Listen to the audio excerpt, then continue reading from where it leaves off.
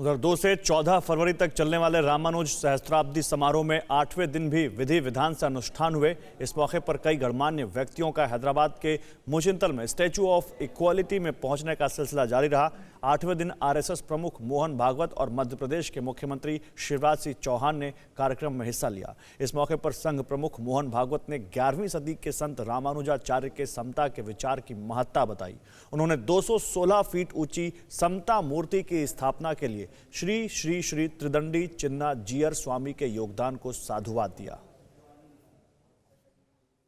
दुनिया का सबसे तरुण देश हम है। हम डर क्यों रहे हैं? तो 2-3 बातें हैं। हम अपने आप को भूल गए, पहली बात तो हम अपने आप को भूल गए, तो हम अपनों को भी भूल गए।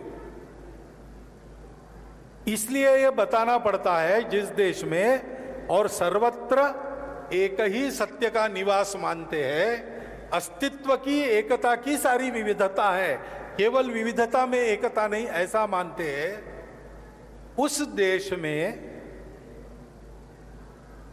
समता समरसता के लिए आह्वान करना पड़ता है। ऐसा क्यों करना पड़ता है? क्योंकि हम भूल गए।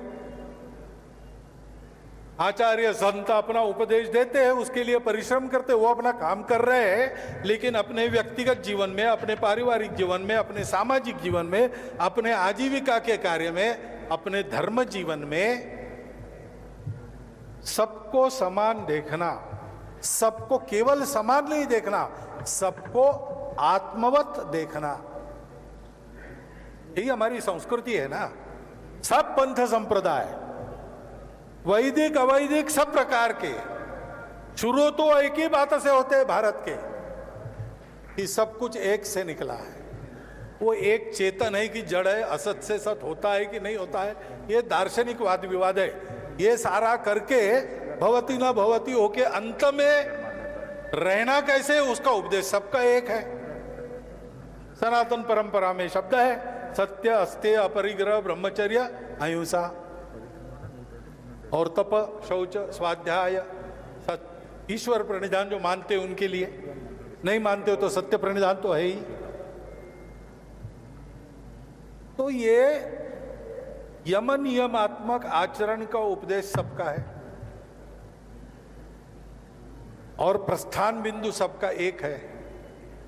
दार्शनिक दृष्टि से भी हम सब लोग एक समाज है, क्योंकि हमारे यहां इसकी शक्ति नहीं है कि एक ही दर्शन अपनाओ।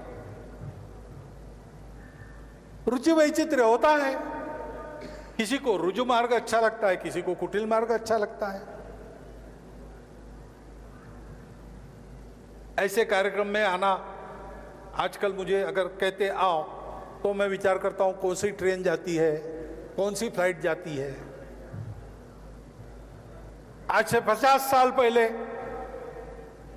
अपने मित्रों के साथ अगर ये विचारता कि अमुक अमुक काम के लिए भाग्यनगर जाना है बड़ी संख्या में, तो हम लोग ऐसा विचार करते कि साइकिल से हैदराबाद जाएंगे, साइकिल से भाग्यनगर जाएंगे। क्यों? उस समय वो थी ताकत और इसलिए उस समय साइकिल का विचार करते। आज साइकिल चलानी तो आती है लेकिन हिम्मत नहीं कर सकता, तो ट्रेन का विचार करता हूं, बस का विचार करता हूं, फ्लाइट का विचार करता हूं। समय कम है तो फ्लाइट से आना पड़ता है।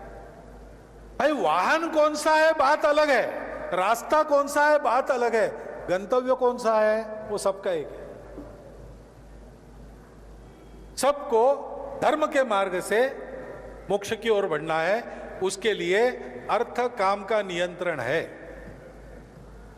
अनियंत्रित अर्थ काम का दर्शन भी लोकायत दर्शन कहा जाता है, उसको हमारे शास्त्रों में हमने स्थान दिया है, लेकिन हम उसका अनुसरण कोई नहीं करता अपने देश में। आज उसकी विरासत बताने वाले जो लोग हैं वो भी उसका अनुसरण नहीं करते व्यवहार में। तो ये सारी जो विभिन्नताएं हैं हमारी, हर बात की, भाषा की है, प्रांत की है, जाति पाति बहुत मची है, पंथ संप्रदाय अलग अलग है, परंतु हम सब एक भारत माता के पुत्र हैं। और इन सारे दर्शनों ने जिस संस्कार परंपरा का पुरस्कार किया है वो हमारी संस्कृति है, जो कहती है आत्मवत् सर्वभूतेषु परद्रव्येषु लोष्ठवत् मातृवत परदारेषु या पश्यति स पंडिता। 3 सूत्रों में हमारी पूरी संस्कृति आ गई और उस संस्कृति ने हमको पर्यावरण के प्रति कृतज्ञता बताई है।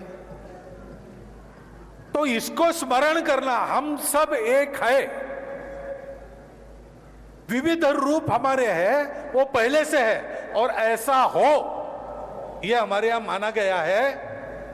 ये प्रकृति का, हमारे देश का, हमारे समाज का, मानवता का श्रृंगार है विविधता, उसको स्वीकार करते हैं हम।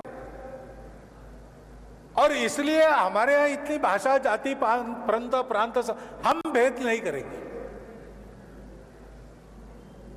ये सब मेरे अपने हैं और मेरा भला करते समय मैं इन सब के भलाई की सोचूंगा और इनके साथ मेरा व्यवहार हमेशा अपनापन का होगा। अड़ी सोमवार से शुक्रवार शाम 6 बजे सिर्फ TV9 भारतवर्ष पर।